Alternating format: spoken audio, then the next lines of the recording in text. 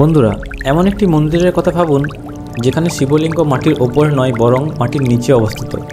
এমন একটি জায়গা যেখানে একটি নদীকে ঘাস দিয়ে বেঁধে রাখা হয়েছিল, আর সবচেয়ে বড় কথা যেখানে ভগবানের চোখে এমন এক হীরা বসানো হয়েছিল যা রাজাদের পতনের কারণ হয়ে দাঁড়ায়। আজ আমরা কথা বলছি মহারাষ্ট্রের নাসিকে অবস্থিত ত্রম্বকেশ্বর জ্যোতির্লিঙ্গ নিয়ে। এটি ভারতের একমাত্র জ্যোতির্লিঙ্গ যেখানে একই শিবলিঙ্গের ভেতরে ব্রহ্মা, বিষ্ণু এবং মহেশ তিনজন একই সাথে বিরাজমান। কিন্তু এই পবিত্র ধামের ইতিহাস শুধু অলৌকিক ঘটনা দিয়ে ঘেরা নয়, এর মধ্যে লুকিয়ে আছে ঈর্ষা, মিথ্যে অপবাদ, মুঘলদের আক্রমণ এবং একটি অভিশপ্ত হীরার ভয়ানক রহস্য। তো চলুন জেনে নেই ব্রহ্মগিরি পর্বতের নিচে লুকিয়ে থাকা সেই সব রহস্যের কথা যা আজও সাধারণ মানুষের কল্পনার বাইরে। আজ থেকে হাজার হাজার বছর আগে ব্রহ্মগিরি পর্বতের ঘন জঙ্গলে ঋষি গৌতম এবং তার স্ত্রী অহল্যা অত্যন্ত সাদামাটাভাবে বাস করতেন।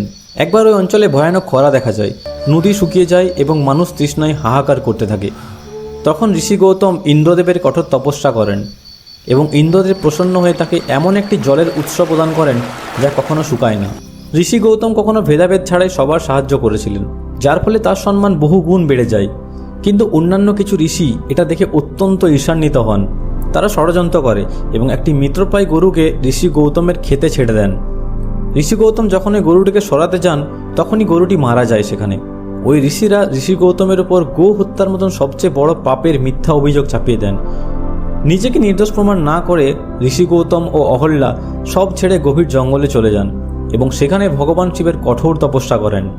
তাদের তপস্যায় প্রসন্ন হয়ে ভগবান শিব প্রকট হন এবং বলেন, গৌতম, তুমি নির্দোষ।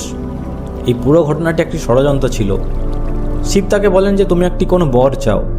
ঋষি গৌতম তখন নিজের অপমানের বদলা না চেয়ে মানুষের কল্যাণের জন্য গঙ্গার জল সেখানে নিয়ে আসার প্রার্থনা করেন। শিব তার কথা মেনে নিয়ে গঙ্গাকে গোদাবরী নদীরূপে সেখানে অবতীর্ণ করেন, আর সেখান থেকেই শুরু হয় এই পবিত্র ত্রম্বকেশ্বর ধামের ইতিহাস। ভগবান শিবের এই লীলা যদি আপনার ভালো লেগে থাকে তবে কমেন্টে একবার হর হর মহাদেব লিখে যান। তো চলুন ফিরে যাই কাহিনীতে আবার। 17 শতাব্দীর ভারতের মুঘল শাসক ঔরঙ্গজেবের রাজত্ব ছিল। 1690 সালের দিকে তার সেনাবাহিনী ত্রম্বকেশ্বর মন্দিরে হামলা করে, মূর্তি ভেঙে দেয় এবং মন্দিরের উপর একটি মসজিদের গম্বুজ নির্মাণ করে। শুধু তাই নয়, নাসিক শহরের নাম বদলে রাখা হয় গুলশানাবাদ। কিন্তু এই অন্ধকার বেশি দিন টেকেনি। 18 শতাব্দীর মারাঠা সাম্রাজ্যের উত্থান হয়। তৃতীয় পেশোয়া শ্রীমন্ত নানা সাহেব, যাকে বালাজি বাজিরাও বলা হয়, 1755 থেকে 1786 সাল পর্যন্ত দীর্ঘ 31 বছর ধরে প্রায় 16 লক্ষ টাকা খরচ করে কালো পাথর দিয়ে মন্দিরটি পুনরায় অত্যন্ত বিশাল এবং সুন্দরভাবে নির্মাণ করেন। নাসিক নিজের হারানো অস্তিত্ব আবার ফিরে পায়। এরপর নানা সাহেব পেশোয়া ভগবান শিবকে একটি অত্যন্ত মহামূল্যবান হীরা অর্পণ করেন, যেটাকে নাশক হীরা নামেও পরিচিত।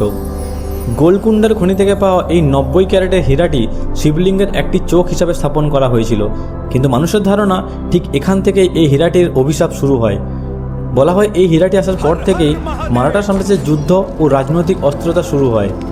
1817 থেকে 1818 সালের অ্যাংলো মারাঠা যুদ্ধে পেশোয়া দ্বিতীয় বাজিরাওয়ের পরাজয় হয় এবং ব্রিটিশরা ওই হীরাটি লুটে লন্ডন নিয়ে চলে যায়। লন্ডনে হীরাটি কেটে 43 ক্যারেট করে ফেলা হয় এবং যার কাছে এই হীরাটি গেছে সেই চরম মানসিক এবং আর্থিক সংকটের শিকার হয়েছেন। আজ এই অভিশপ্ত হীরাটি কোথায় আছে তা কেউ জানে না। আজ যখন আপনি ত্রম্বকেশ্বর গর্ভ গিয়ে প্রবেশ করবেন তখন নিচে মন্দিরের মধ্যে সাধারণ শিবলিঙ্গ দেখতে পাবেন না।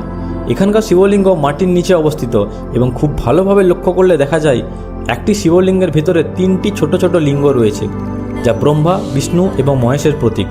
আর সবচেয়ে বড় রহস্য হলো আবহাওয়া যেমনই হোক না কেন এই শিবলিঙ্গ সবসময় জলে ডুবে থাকে। মন্দির থেকে কিছুটা দূরে একটি রহস্যময় কুণ্ড রয়েছে, যাকে কুশাবর্ত কুণ্ড বলা হয়। শোনা যায় নাকি গোদাবরী নদীর শুরুতে বারবার অদৃশ্য হয়ে যেত, তখন ঋষি গৌতম পবিত্র ঘাস বা কুশ দিয়ে এই নদী প্রবাহকে এখানেই বেঁধে রেখেছিলেন। এই কারণে নাসিকে অনুষ্ঠিত কুম্ভ মেলায় সবার প্রথমেই এইখানেই পুণ্য স্নান করা হয়। এছাড়াও ব্রহ্মগিরি পর্বতের ভেতরে একটি গুপ্ত গুহা রয়েছে, যেখানে ঋষি গৌতম তপস্যা করেছিলেন। সেখান থেকে আকাশগঙ্গা নামে একটি প্রাকৃতিক জলের ধারা সোজাসুজি মন্দিরের গর্ভ গিয়ে এসে ওই শিবলিঙ্গকে অবিরাম অভিষেক করে। আজকের দিনে সারা বিশ্ব থেকে মানুষ এখানে আসেন, বিশেষ করে যাদের কুণ্ডলিতে কাল সর্পদোষ থাকে বা পরিবারের কারোর অস্বাভাবিক মৃত্যু হলে তাদের আত্মার শান্তি কামনার জন্য নারায়ণ বলির পূজা করা হয় এখানে। তো বন্ধুরা, ত্রম্বকেশ্বর শুধুমাত্র একটি মন্দির নয়, এটি এই কথার প্রমাণ যে হাজারো মিথ্যা অপবাদ বা আক্রমণ সত্ত্বেও সত্য আর ভগবানের অস্তিত্বকে কেউ মুছে ফেলতে পারে না। এখান থেকে কেউ খালি হাতে ফেরে না, আত্মিক শান্তি সে নিশ্চয়ই পায়। আপনার যদি এই পবিত্র ধামের ইতিহাস এবং রহস্য ভালো লেগে থাকে তাহলে ভিডিওটি আপনার বন্ধুদের এবং পরিবারের সাথে অবশ্যই শেয়ার করুন, এবং ভিডিওটি ভালো লেগে থাকলে একটা লাইক করুন, এবং এরকম আরও রোমাঞ্চকর এবং ঐতিহাসিক কাহিনী জানার জন্য চ্যানেলটি সাবস্ক্রাইব করতে ভুলবেন না।